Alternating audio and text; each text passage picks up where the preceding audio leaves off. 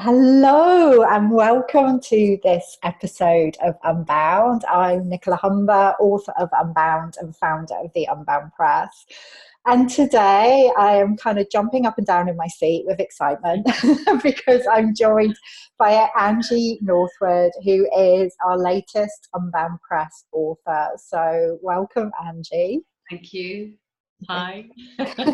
So Angie's book, Angie's first book, Take Off Your Armour and Have a Cup of Tea, is actually released tomorrow. From when this episode is going live. So Thursday, October the 24th, yeah. Yeah. Okay, engraved in my brain. Yeah, I know. Yeah. Is when Take Off Your Armour is going to be released. And Angie was a member of the Unbound Writing Mastermind. So I was like holding space for her throughout the writing process. And I've actually known Angie for a number of years. We first met when I was doing some Moon Mother, womb blessing training with Miranda Gray, which Angie organised and stayed at her beautiful healing centre in Wales. And, you know, I've shared this on one of the posts on the Unbound Press page. Like, as soon as I met Angie, I thought, I recognise, I just really thought I knew you already. I think we both had that experience. Absolutely. Yeah, and it's amazing when that happens sometimes, like a real kind of soul connection. It really feels like that. So very excited that you are now part of the Unbound Press family. I know, So, just incredible. Yeah, it really is.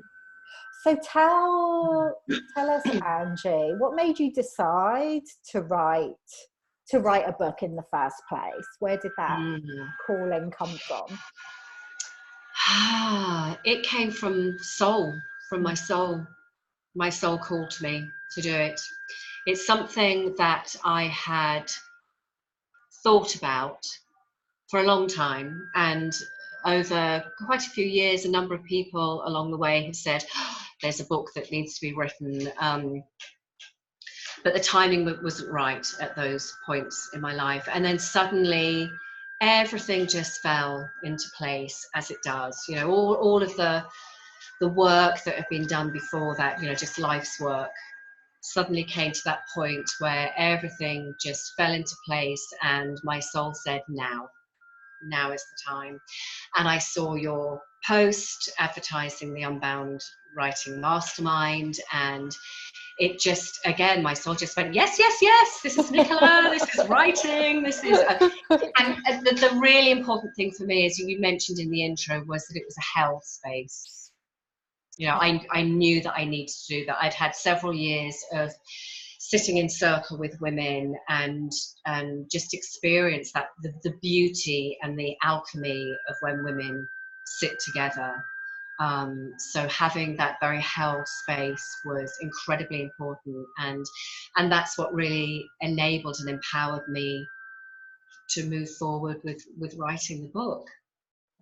Fantastic. Yeah. And I hear that so often, and it was certainly the case for me, that writing a book, it's not kind of a decision that you sit down to make. It is like this calling, this soul calling, and certainly what I found is one leads to another. So be ready for that. I know there's already ideas for your, other books coming through. Yeah, and actually, it was also interesting for me because it was the point in my life where I was experiencing the menopause and the wisdom that comes with that, as well as the challenges, which is some of the theme of the book I talk about.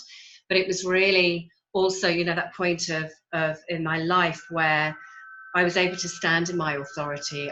And because I'd done so much work around the healing, healing the wounds, I was able to look back. I was able to feel those things that had been deeply painful in the past, but was in a place where, yes, I could recall that pain. Yes, that pain it's there, but it's been in a very different way. So yeah, being a menopausal woman was a big piece of being able to do the writing. Yeah, absolutely. And that really comes through in the book, actually. And like you said, it's one of the themes that you explore Yes. in the book, which I love.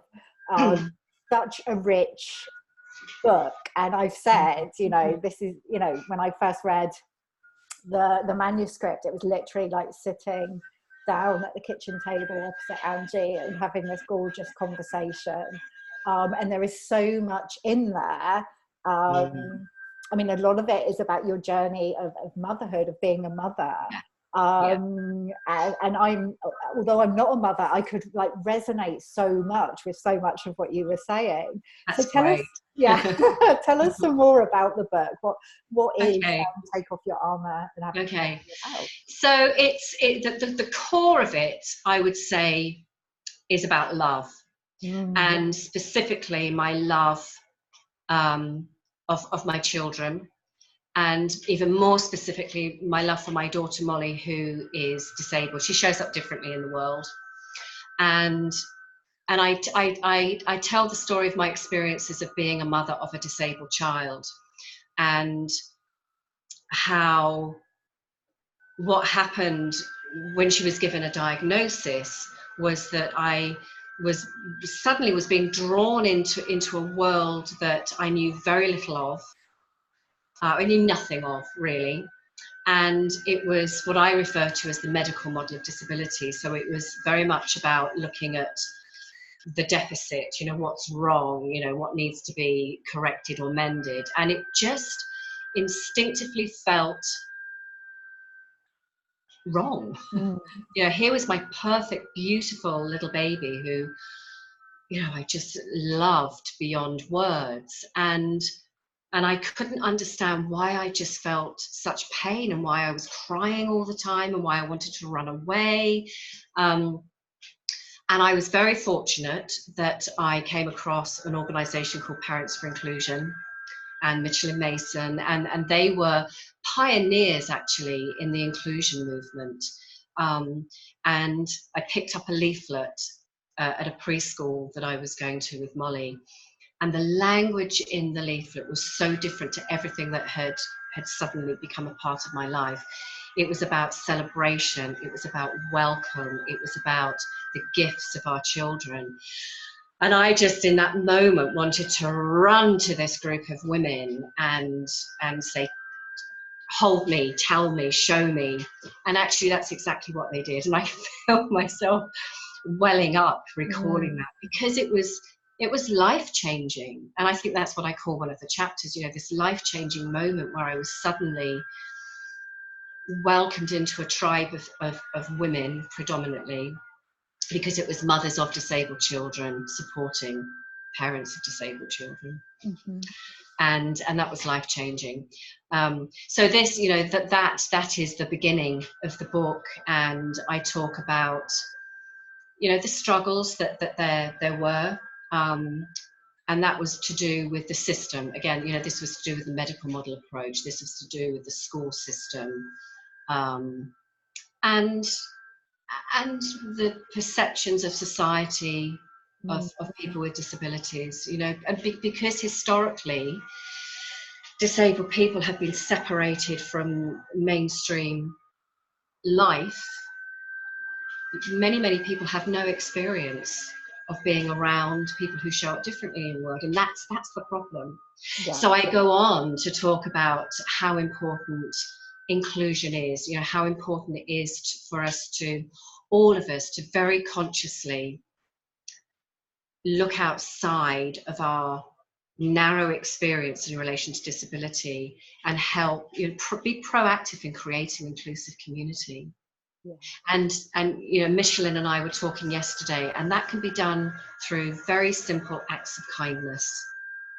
You know, it doesn't, it's not rocket science. It's really not. It's connecting to love. It's connecting to compassion and kindness, and that we are all, you know, I say in my book, my daughter is your daughter.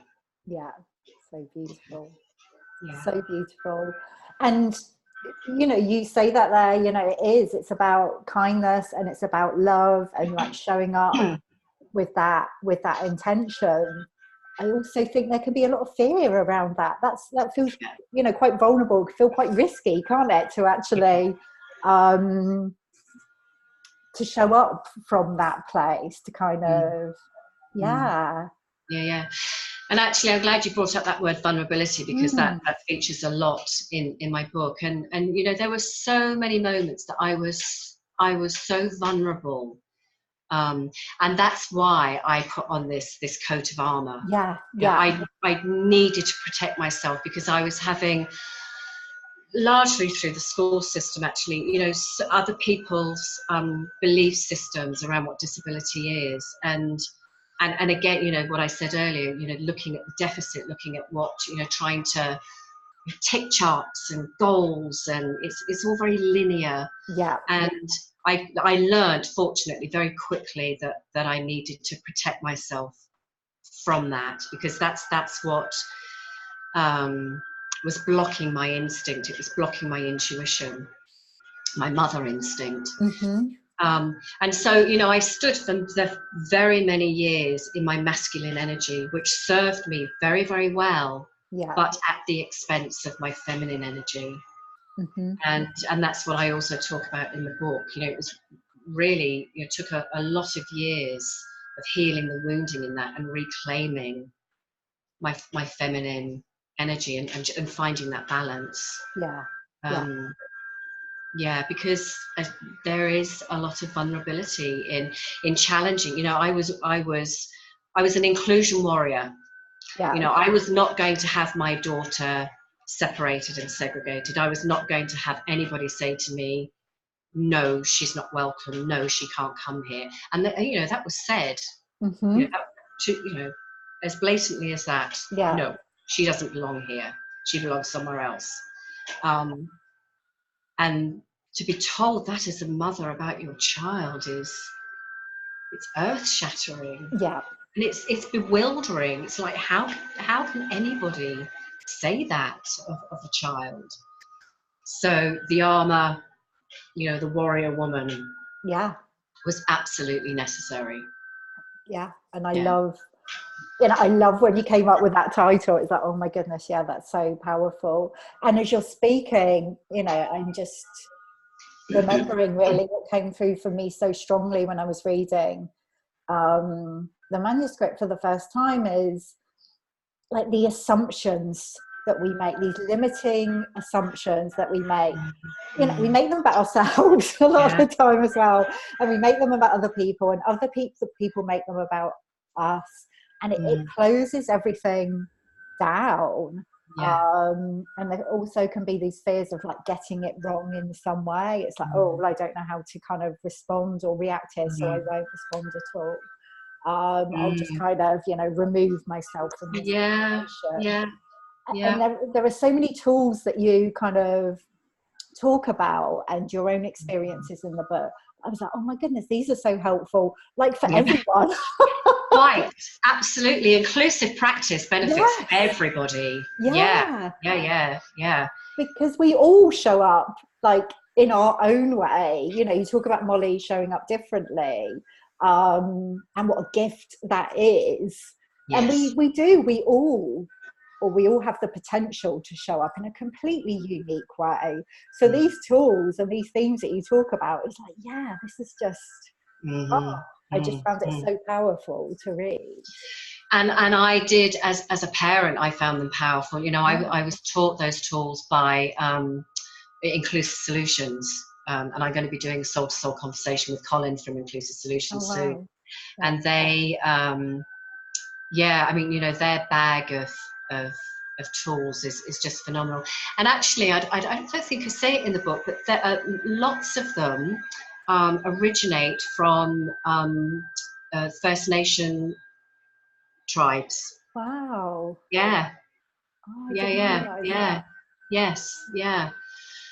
And so those tools were just great to be taught, not just as a parent actually, but in my line of work that I did back then. As an inclusion manager of a team in Lambeth, and taking those out to early years practitioners and supporting them to to learn to do things differently to that which they were taught in the narrow confines of their original training. Yeah.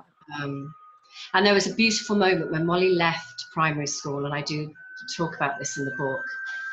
The head teacher and the Senko at the time had been pretty adamant for her to move on before she was ready to move on to different provision, and I really fought against that. And at the school leavers disco, the head teacher came up to me and she apologized to me, and she said, "Angie, I'm so sorry, you were absolutely right that Molly should stay the extra year that she stayed, and she has taught our staff so much about teaching, and that she'd been a real asset to the school." And that really is the beauty of inclusive practice. Yeah, exactly. And there's something there about that willingness to see things differently and to learn a new approach, or learn a new way, to step into a new way, which again can feel incredibly vulnerable, because you're kind of, you know, it could be seen as, oh my goodness, well, I've been doing something wrong up until now, because you know, but that oh, and that was, we were often met with that, and I understand that much better now. You know, I can really look at that and go, yeah, okay, that must have been so challenging. And I knew it was then, but, you know, I was so, you know, this was about my daughter. Even when I was doing it for other parents, it was always about my daughter. And, you know, I think I was kind of like that a lot of the time, and I'm actually unwilling to see the other person's perspective on occasion, not always, but you kind of had to have that fierceness, you know. It feels like you really did, to kind of get through that. Yes, I did. And to make that stand for Molly as well. So so what was it like, that process of coming more into your feminine, Angie, which is something you talk about in the book? Yeah, well, actually, as you just used that word fierce, that's interesting, because in the last few weeks I've been thinking a lot about love, and it was a fierce love at that time, and I really feel now I've moved into this soft love. You know, that's what bringing the balance has enabled me to connect with. And you know, I still feel the passion and the fierceness, but I prefer to talk about it and to challenge and, you know, poke people a bit with a softness. And actually, I think that's not just to do with my own healing and menopause. I think that's actually to do with where we are in the world generally. And I, you know, we need, I think, that gentleness, that kindness, that softness, if you like. Yes, it is a softness, but that's not to say that it's fluffy. No, you know, there's a real power there. Yeah, absolutely. Yeah. So it's been really interesting to reflect back at that armour, that inclusion warrior, that fierceness, to now be in this place of, the armour's over there in the corner, you know, and actually let's sit down round the kitchen table and have a cup of tea, and let's see where this conversation goes. Really. And what's that journey been like for you, Angie? You know, the taking off of the armour and allowing this softness, this gentleness to come through. It's been, the journey itself was, you know, I mean, it's the menopause, not just the healing, but you know, I can't separate the healing of the wounding and the menopause, because it's, you know, that's what menopause is. And it's you know, to begin with, it was hard. It was really hard, because it required me to strip myself naked and to look at all of the stuff again, but with different eyes, with eyes that were learning again. And you know, there's moments where I was really out in the wilderness. There were moments where I just wanted to curl up in a cave and just go, you know, just leave me alone, and all of that. but ultimately coming to a place where I feel I can breathe again. I can breathe with a lightness. You know, there is a lightness, and there is a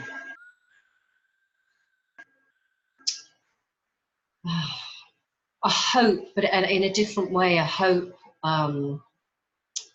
but with real wisdom behind that, and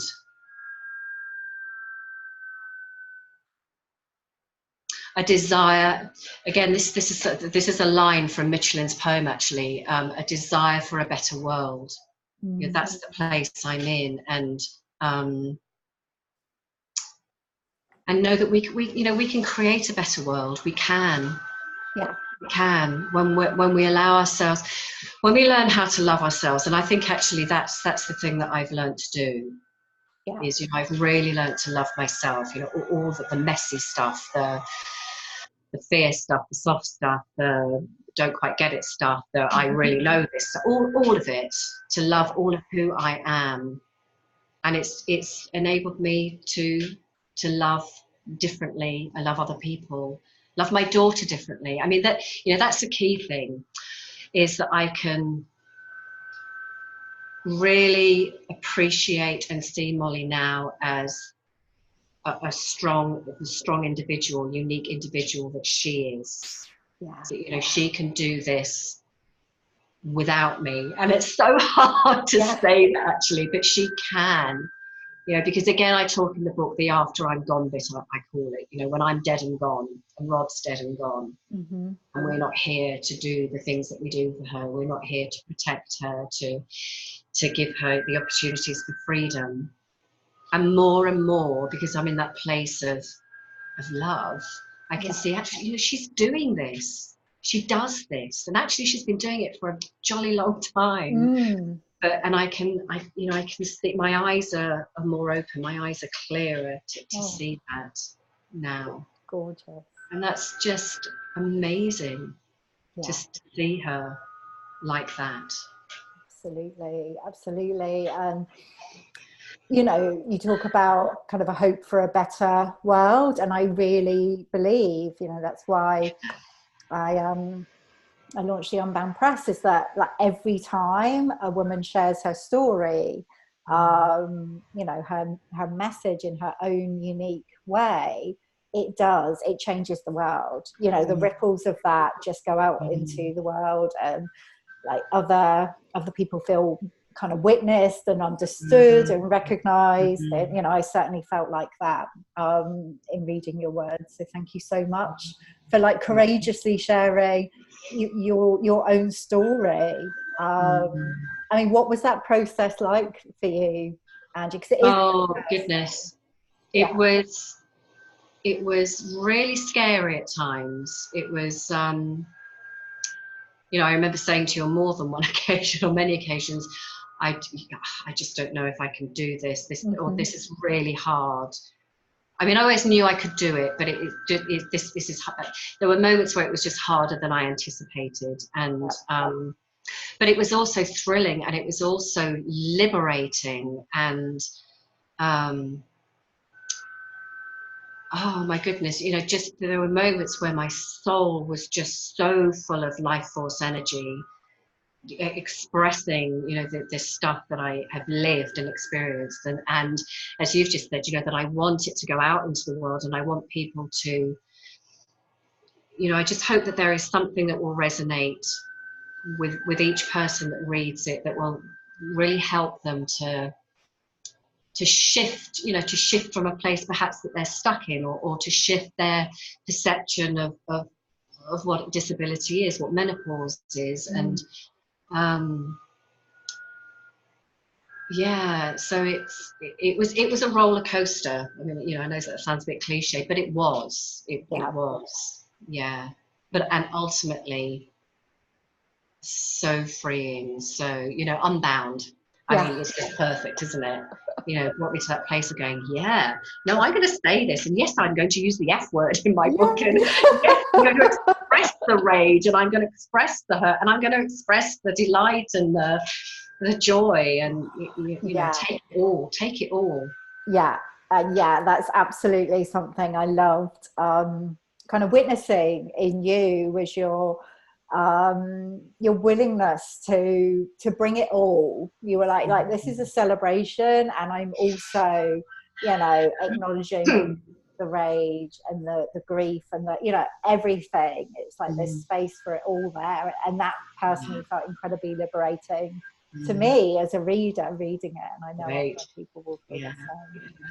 I mean, it just felt like it couldn't be one thing. No. And I say this in the opening, you know, to begin with, I thought it was going to be all about the celebration, but, you know, that wouldn't have been authentic. It wouldn't have been the truth, because it's not all celebration. Exactly. And you know, it's so important. It feels very full and very rich to acknowledge like all the different aspects of kind of your experience, and that kind of helps me as a reader and everyone else who's going to be reading it to acknowledge all of them as well, rather than thinking we have to kind of put a nice face on everything and hide all of these feelings that are incredibly valid feelings that maybe we've been taught are wrong in some way. Yeah, and that, you know what, that just reminded me of that, you know, the face that we put on. And I spent so many years, you know, and people saying, oh, how are you? Oh, yes, I'm fine, thank you. You know, and I know we all do that, you know, and your voice goes up to a higher pitch, doesn't it? You know, this smile, the bright eyes come, and it's just like, we've got, you know, we have to learn to stop doing that. Absolutely. It's so damaging. Yeah, it is. It is. Take off the armour. Exactly. And you know, and a big thing for me has been to ask for help.